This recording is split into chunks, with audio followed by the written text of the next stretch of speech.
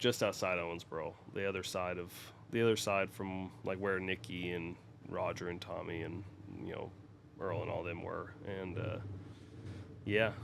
grew up flat tracking.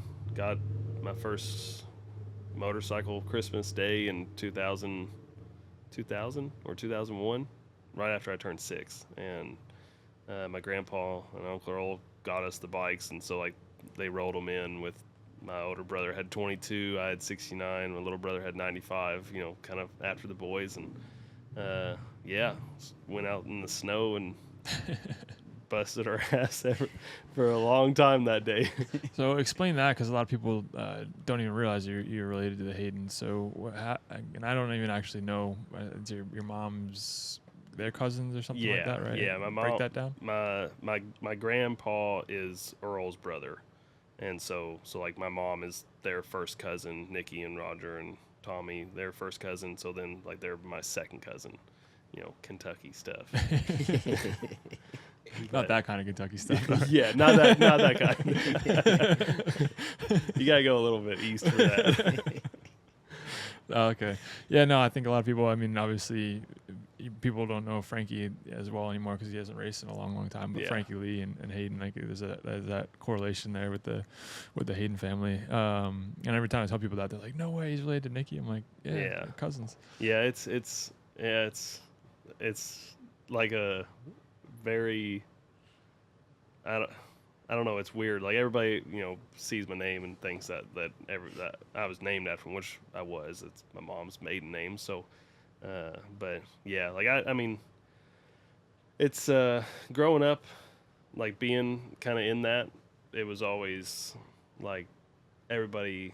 I felt like always thought that we got a bunch because we were related to them and everything. And my parents actually kind of resented it a little bit because they didn't want people to think that we were getting all this stuff because we were part of it. And then whenever my little brother passed, it actually I don't know what all happened, but there was a whole big rift that kind of split us apart from them for a while.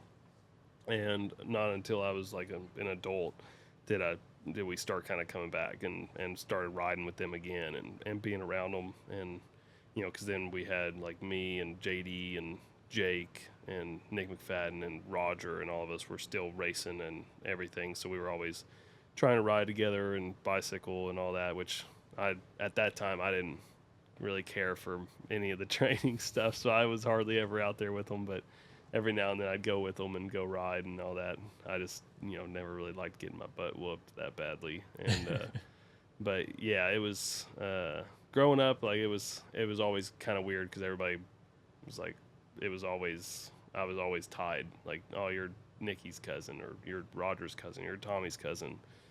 And whenever I was young, I thought it was kind of cool, and then as I got a little bit older, I didn't really like it too much because I felt like that was all I would be known for. And now, with them having got away from the sport, and with Nicky passing and Earl passing now, it's all gone away quite a bit.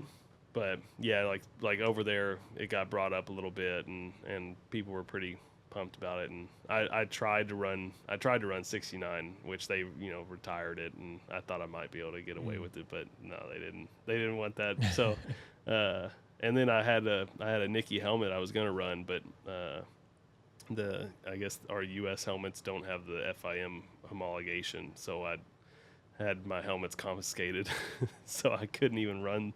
Like I didn't even have them all weekend, and had to go beg the Arai guy over there to give me one. So it was that was a whole deal. But I was kind of bummed because I was wanting to at least like run Nicky's helmet to honor him a little bit, and yeah, that would have been cool. I got a picture with it on the bike and all that, so it was cool. But yeah, growing up in that atmosphere was tough